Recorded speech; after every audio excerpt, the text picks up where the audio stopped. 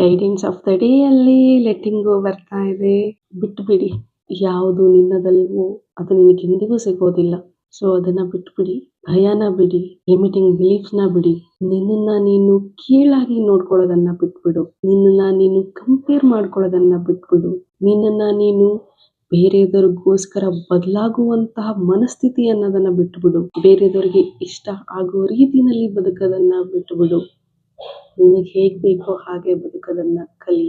ನೀನ್ ಹೆಂಗ್ ಅಂದ್ಕೊಳ್ತಾ ಇದೀಯಾ ಆ ತರ ಬದುಕನ್ನ ಬದುಕೋದಕ್ಕೆ ಕಲಿ. ಜೀವನ ಹೇಗ್ ಬರುತ್ತೆ ಅನ್ನೋದಕ್ಕಿಂತ ನಾನು ಹೇಗ್ ಅನ್ಕೊಂಡಿದೀನಿ ಆ ರೀತಿ ಬದುಕಿದ್ರೇನೆ ಆ ಬದುಕಿಗೆ ಒಂದರ್ಥ.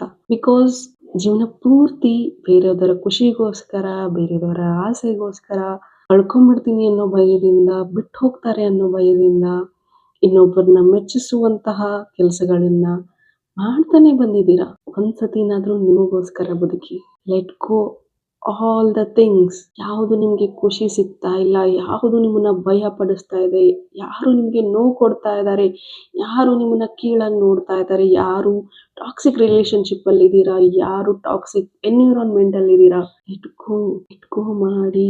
ನೀವು ಯಾವ್ದನ್ನ ಬದಲಾಯಿಸೋಕ್ ಆಗೋದಿಲ್ವೋ ಅದನ್ನ ಅಕ್ಸೆಪ್ಟ್ ಮಾಡಿ ಮುಂದೆ ಹೋಗಿ. ಎಲ್ಲವನ್ನು ಬದಲಾಯಿಸ್ತೀನಿ ಅಥವಾ ಬೇರೆದವ್ರನ್ನ ಬದಲಾಯಿಸ್ತೀನಿ ಅನ್ನೋ ಒಂದು ಮನಸ್ಥಿತಿಯಿಂದ, ಆಲೋಚನೆಯಿಂದ ಹೊರಗೆ ಬನ್ನಿ.